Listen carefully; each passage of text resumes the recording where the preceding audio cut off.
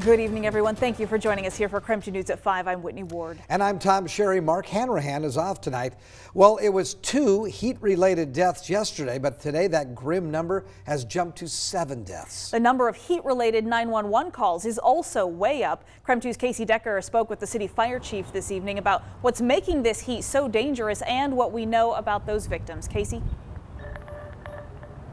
Well, Whitney, Tom, we don't know a whole lot about the victims. In fact, the medical examiner said today they can't even be certain that heat is for sure the cause of death for those 7. We do know that one of the victims is a 68-year-old man, but don't be fooled, this heat is dangerous to everyone, regardless of age. We also learned late this afternoon, another victim, only 36. Spokane Fire Chief Brian Schaefer says there are a number of factors that can make heat dangerous. Age is one, but so is having other medical conditions, or taking certain medications, or engaging in strenuous activity, or of course, not having AC. A lack of ventilation as a whole in many of our older buildings and many of our buildings where people reside that may not simply have the financial means to have access to window units.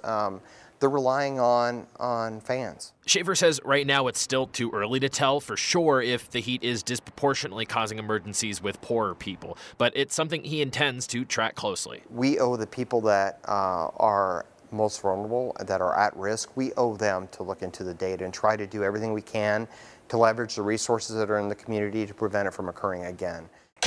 And there will be plenty of data to look into. Schaefer says the volume of calls has doubled in the last few days. Firefighters are even having to resuscitate dozens of people suffering from the heat. We often find these people unconscious. They may be in respiratory distress or arrest, or they may be in cardiac arrest. And that's happened a lot. We have been very busy with people past that heat exhaustion stage. All of those are occurring probably around 40 or 50 times a day in the city of Spokane. Everything that we're seeing out there from a medical perspective at some point has a connection, the majority of them, with the level of heat that we've had in the last couple days. So far, 7 people are believed to have died from this heat. It's a very rare occurrence for Spokane, though it's mild compared to Portland. Multnomah County has reported 51 heat deaths so far. It's certainly disappointing, but honestly, with a population as large as ours, well over 500,000 in Spokane County, that number is not necessarily a surprise. We knew that this heat wave was going to have profound impacts. Now, it's also important to mention that even as the temperatures begin to decline, it doesn't mean they become less dangerous. And especially if the nights stay hot, then the body is exposed to consistent heat, and that puts extreme stress on it. Live in Spokane tonight, Casey Decker, KREM 2 News. Casey, thank you so much. So we know the heat is a big reason also why North Idaho is experiencing extreme fire conditions, which has led to law enforcement officials now urging people to celebrate 4th of July safely and responsibly throughout the weekend. As KREM 2's Amanda Rowley reports, if your fireworks starts a fire, it is going to cost you. In Kootenai County, you are free to buy and light any fireworks that you purchase at stands like these, and that's because they are considered safe and sane. But just know that if you start a fire as a result of lighting fireworks, you will be liable for paying the cost of putting that fire out. Depending on the responding fire department and equipment, it could cost you thousands of dollars for every hour it takes to put the fire out. I've been fighting fires for 30 years as a wildland firefighter. And this is some of the most extreme conditions that we've seen in North Idaho. This is serious business. That is why local leaders are urging the public to watch a professional fireworks display rather than lighting their own. I do not support banning fireworks for our citizens of our freedom-loving county. However, with freedom comes responsibility. Please go to a professional fireworks display this year. According to the Idaho Department of Lands, firefighters are responding to several human-caused fires, most of which are starting in slash piles. So be very cautious this year. It's going to be hot and dry. The weathers continue to be hot and dry. At what point would we see a ban on the sales of fireworks, just to eliminate any possibility of a fire started by aerial fireworks or what have you? You know, I think that process probably should have been in conversation several months ago, but if we had to do this all over again, that's certainly a conversation that I would have welcomed in this particular fire season. Sheriff Harris says he would support future discussions of banning fireworks sales in Kootenai County. Amanda Rowley, KREM 2 News. And as you just heard, law enforcement is very concerned about people shooting off fireworks this weekend to celebrate the 4th of July. That's why personal use of fireworks have been banned in a number of places across Washington and Idaho. Fireworks are illegal in Spokane County. They're also banned across Cheney, Medical Lake, Airway Heights, and Lincoln County. Fireworks are also banned in Bonner County and Lewiston. New at 5 tonight, Washington Commissioner of Public Lands Hillary France has now issued a statewide burn ban. This is for all forest lands under the Department of Natural Resources fire protection. The ban officially goes into effect tomorrow, but it will run all the way through September 30th. That includes campfires, outdoor burning, and the use of charcoal briquettes. This burn ban comes ahead, of course, of the 4th of July weekend. In a press release, Commissioner France said in part the risks from fireworks and other holiday activities simply make the situation even more precarious. Please do not start a fire outside, and please do not set off your own fireworks this weekend. If you'd like more information on that statewide burn ban, just text the word burn to 509-448-2000. In no other year have we needed to not have fireworks than this year. Yes. With the extreme heat and the extreme drought, Yep. Let's just not do it. And tonight we are tracking wildfires around the inland Northwest, all caused by lightning. A fire burning at Belmont and South Jackson in Micah, Washington is now fully contained, so that's good news. The fire is being called the Wildland Fire. Level 1 evacuations have been lifted. A DNR spokesperson said the fire was a total of 9.2 acres. As I mentioned before, the fire was caused by lightning.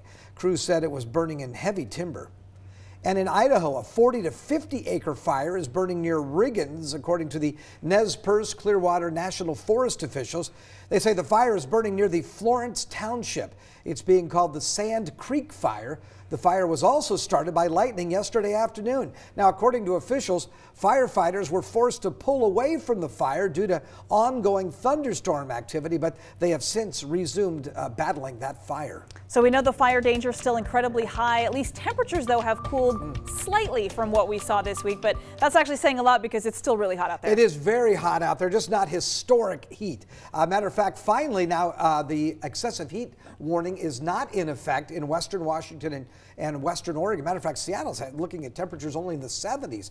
We'll look for, again, temperatures in the 90s across most of central and eastern Washington, and again, that excessive heat warning in effect through 4th of July night. Temperatures over the next 5 days, really not, still very hot, but not record-breaking. As you can see there, I've got most of the daytime highs mostly in the 90s, and the records are all in the 100s. This is very concerning. Look at the thunderstorms that are popping down in north central Idaho, also in areas of southwestern Montana and western Montana. Again, all of those cloud-to-ground lightning strikes are the potential to start wildfires, so we're very concerned about that. At least the overnight lows tonight get cooler. We were only dropping down into the mid-70s. Now we'll look for an overnight low of 66, and then 96 degrees expected on your Friday. I'll check the rest of your 7-day forecast, actually your 10-day forecast, coming up in a few moments. Well, we know that smoke from regional wildfires could move in as soon as this weekend. Here to explain more on what to expect for the holiday weekend is meteorologist Thomas Patrick. Thomas? Yeah, Tom, first of all, I just want to mention there's a cloud in the sky, and I think for the first time in the week, we've got some shade on our outdoor weather center. That is great news, but our focus now is turning away from the heat and now more on the regional wildfires, because that can provide smoke all across the western U.S. And I've got to keep an eye on things in British Columbia. This was from yesterday, a satellite and radar loop showcasing where some very intense, very large wildfires were burning, especially close to the Lytton, British Columbia area. That one actually affected that city directly. And while that was pushing the smoke to the north yesterday, well, tomorrow and Saturday looks like the winds are going to change direction direction and start moving that smoke southward towards northern Washington, maybe perhaps near the Spokane area. I think this arrives around Friday night and into Saturday morning. That's probably when the smoke will be at its worst, but it's not going to be nearly as bad as what we experienced from last September. Not nearly that bad, probably a lot shorter lived as well. But again, that smoke is going to be pluming to the south, probably a 12 to 18 hour duration of some lowered air quality at times, but then that smoke should elevate into the higher atmosphere, become more hazy conditions rather than smoky conditions. It's not nothing, but it's definitely not going to be what we experienced from last September. I feel like I can almost see just a little bit of that haze already when you're out there. And I don't know if that's just maybe from that thunderstorm that popped up a little, but hey, it feels like it's cooling things off a bit. I'm not complaining. And it started too darn early. I know. Yeah. It did. All right, so it's Thursday. We also want to remind you that means that today is Tom's barbecue forecast, time that we love. So tell people what's on the menu. Well, we're going to be grilling up beer bath brats out in the backyard on the grill, and you can catch my full barbecue forecast coming up in a few minutes, and then I'll actually put everything on the grill at 6 o'clock tonight. Also, if you'd like the full recipe, you can text barbecue to 509-448-2000, and if you're grilling tonight, love you to text us photos to that same number, because we'd love to show what you're doing on the air. Love that idea. All right, still to come here in sports tonight, college athletes are ready to start making money on their own personal brands. New name, image, and likeness rules went into effect today, so we're going over these big new changes coming up next.